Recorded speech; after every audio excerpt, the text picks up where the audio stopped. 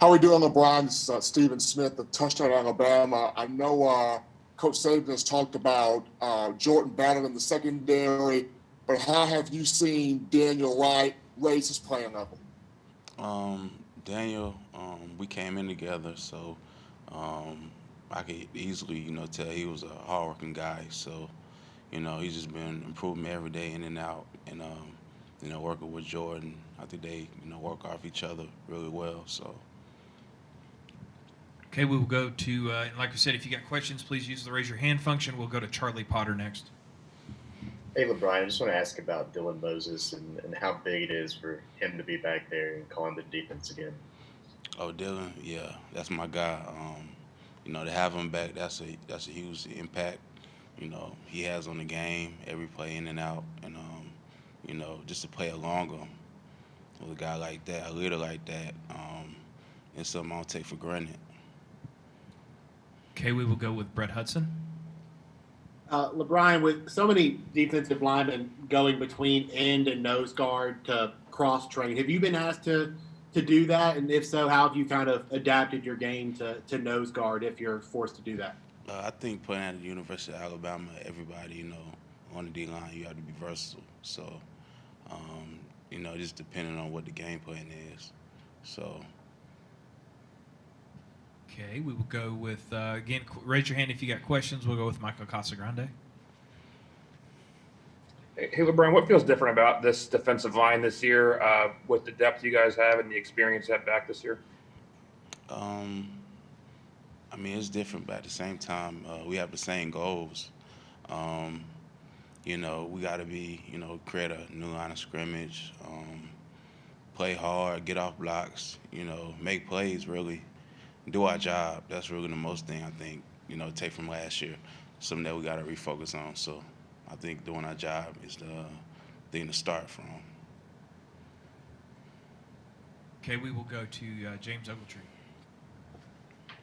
Hey, LaBryan, it looks like Missouri's offensive line has pretty good size. A lot of guys pretty tall, pretty big, and they've talked about wanting to have kind of a downhill power running game. What have you seen out of them, just their blocking and what they want to do in the run game?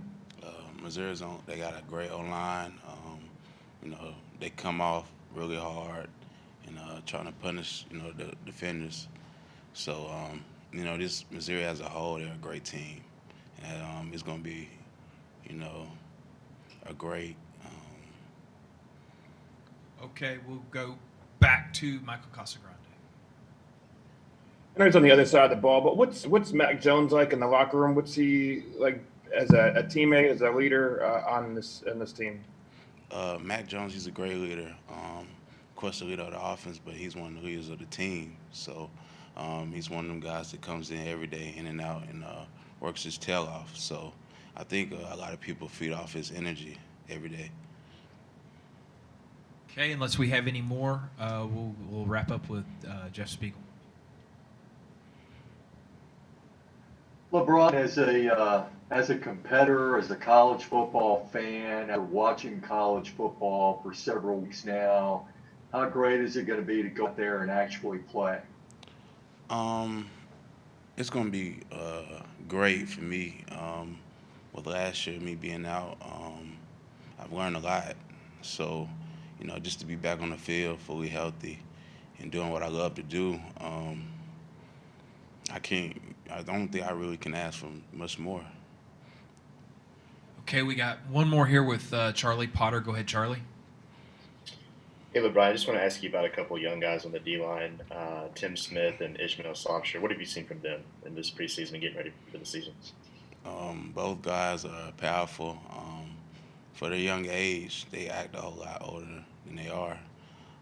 They taking, responsibility, early on and trying to do their job and understanding, the playbook and stuff like that. So I've seen nothing but good things from them.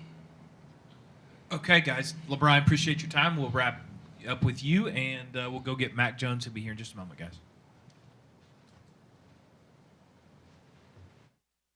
Well, just wondering for you, how much have you matured as a football player since you arrived at Alabama? That's a great question. I mean, I've definitely matured a lot. I've learned from a lot of great people, Coach Saban's obviously been a big part of that, just watching him coach me and taking what he says and applying it to my life. And obviously my teammates, just learning from them and watching the older guys when I was younger. And now that I'm sort of an older guy now, just trying to set the example that I can for the younger guys. Okay, let's go to Charlie Potter. Hey, Mac. Just wondering what you've seen from Missouri's defense. It's going to be the first challenge of the season. Just what kind of challenges do they present you guys? They're a really good defense. Ryan Walters, their defensive coordinator, does a great job schematically. On the back end with their cornerbacks, number 14 and number 8, they look pretty good. Obviously, they might have some guys out, but those guys in the back end look good. Number 9, Tyree Gillespie, their safety. And number 1 this year, he switched numbers, Bledsoe. He looks good in the back end. And then 32 is kind of like their workhorse of the defense. Nick Bolton looks really good. They have another good linebacker. He switched to number 11 this year. He looks good. Their defensive line's really old. I think it's all seniors up there. 78, Kobe, their nose guard, gets off the ball really well. 39, Chris Turner's an edge rusher. So they got some good guys up there. They got Trey Williams, number 0, is a defensive end who plays well. So it's really an old defense that focuses on effort, and they make a lot of effort plays. So watching them on tape, they've been really impressive, and we got to be ready to go. Okay, we will move on to Jeff Spiegel. Mac, after watching football several weeks and finally being able to get on the field, I know you're a guy who just has a great time playing the game. How much are you looking forward to getting out there? Yeah, football is fun. I mean, we all want to be out there again. There's nothing better than going out on Saturdays, and playing with your best friends and playing for the coaches in the state of Alabama. So I'm really looking forward to getting back to that. I mean, I think everyone would say the same. We're all ready to play, and we're really looking forward to a great year. Tony Tsoukalas. Hey, Mac. I just wanted to know what's your relationship like with Bryce Young, and then also having played under Tua, how are you able to give him guidance now as with you being the starter now? Yeah, we have a good relationship. He comes out to practice every day, and he puts his head down and works, and he does what he's supposed to do. So, as a starting quarterback, looking down and seeing him doing his job makes me feel comfortable that if he has to step in the game, he can do his job. And, being under Jalen and Tua and all that, I mean, there's a lot of things you can learn from, but really just from a leadership standpoint, just being ready to go because you never know when you're going to have to play. And I think that applies to our whole room with Paul and the walk-on quarterbacks as well, because anybody might have to play at any given moment. We'll go with David Hale now. Hey, Mac, you touched on this a little bit, mentioning Jalen and Tua. And look, when you're in a place like Alabama, I'm sure you realize that the first time you go out and have a few bad snaps, somebody's going to start talking about the 5-star quarterback behind you on the roster. What did you learn from seeing how Jalen and Tua manage their situation in terms of how you'll, not just how Bryce will handle being the backup, but how you'll handle being the starter? Yeah, I mean, Jalen and Tua did it right. Whoever was in the game at the time tried to do their job to the best of their ability. And that's all you can do, really. You can't focus on everything else, the what-ifs, the this and that's. Just go out there. For me, if I'm in the game, get the ball to the right guy and let all the guys make plays and celebrate when we score and have fun. So that's all I can do, and everything else will just take care of itself. We'll go to Mike Rodak. Mac, John Mechie was a guy who was listed as a starter on the first depth chart yesterday, and fans don't really know quite as much about him as they do, Devontae or Jalen. Just what does he bring to your team, and how much last year did you get a chance to work with him behind the scenes? Yeah, me and Mechie, we worked together a lot during the summer. He was here and stuff, and we got all the work we could get together. And just working with him, he's a really hard worker. Being up here late at night sometimes, he's always in here working, and to see that out of a wide receiver who maybe not get his name called as much as a guy like Smitty or Waddle, that's just promising because he's ready to go and he's ready to prove himself too. But our whole room is super talented from the wide receiver standpoint, and really any of those guys can come in and play. But I think Mechie has done a really good job. We'll go to Stephen Smith. Hey, Mac, I know Coach Saban talked about Jordan Battle and what he's done in the secondary, but you came in with Daniel Wright. How have you seen his play grow? Yeah, Daniel and I were actually roommates my freshman year, so we kind of started off with a strong bond there. He's grown a lot. Like, you can really tell that he's taking that leadership role back there, getting guys lined up, and really he's focusing on doing what he has to do now. And when he does that, he plays a lot better. But he makes plays. Like, he's a guy who, in practice, he brings that energy, and you want a guy like that in the secondary where you can hear his words, but he's also making plays and backing it up with his play. So We'll go to James Ogletree.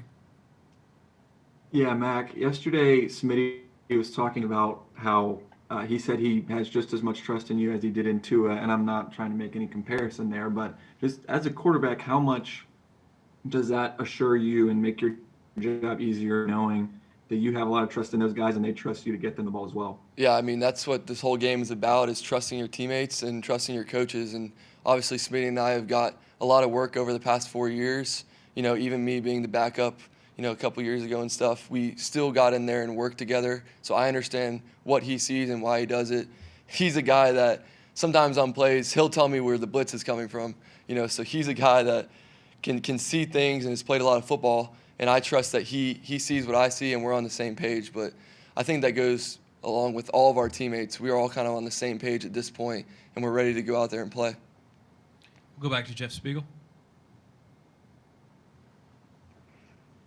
Matt, can you, I guess, talk about the challenges of playing a 10-game conference game only schedule, and whatever team survives that gauntlet, what would that say about that football team? Yeah, I mean, a 10-game SEC schedule is great. I think that it gives you a challenge every week, no matter who you're playing. This week, obviously, it's Missouri, so we're focused on that.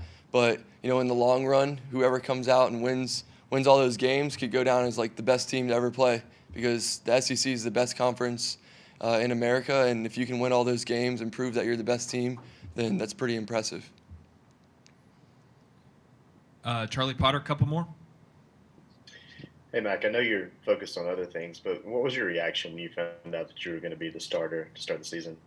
Yeah, I'm really thankful to be named that position, and I think I've earned, the trust of my teammates and coaches. But like I said, we just got to keep working as a team and focus on this upcoming game, because, you got to go in there and execute and do your job, and that's for everybody, not just the starting quarterback. But anybody has to be ready to play, and we all have to be ready to go for Saturday.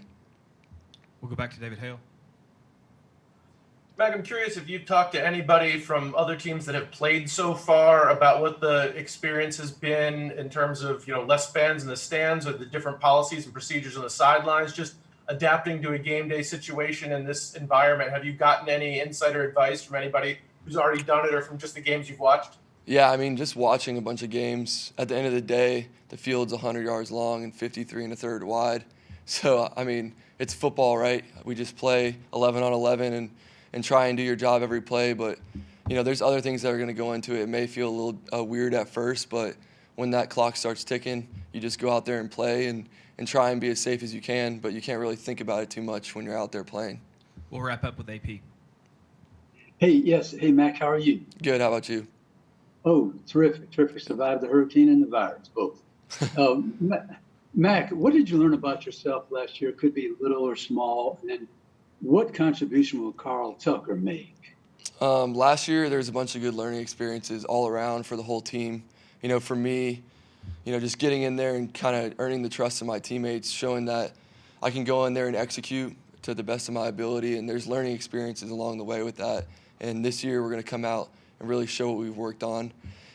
With Carl, Carl is a guy that I kind of showed him around on his visit here, before the coronavirus and all that started. But he's a guy that works really hard, and he makes plays, and he gets to the right spot, and he's a really powerful guy in the run game. So, like, just to have a utility guy like that is really going to help us, throughout the year, with an extra guy that we can throw the ball to, run behind, things like that. Hey, Mac, we appreciate your time. I know you got meetings. Guys, All right, thank you. thanks. We'll see you guys with Coach tomorrow after practice.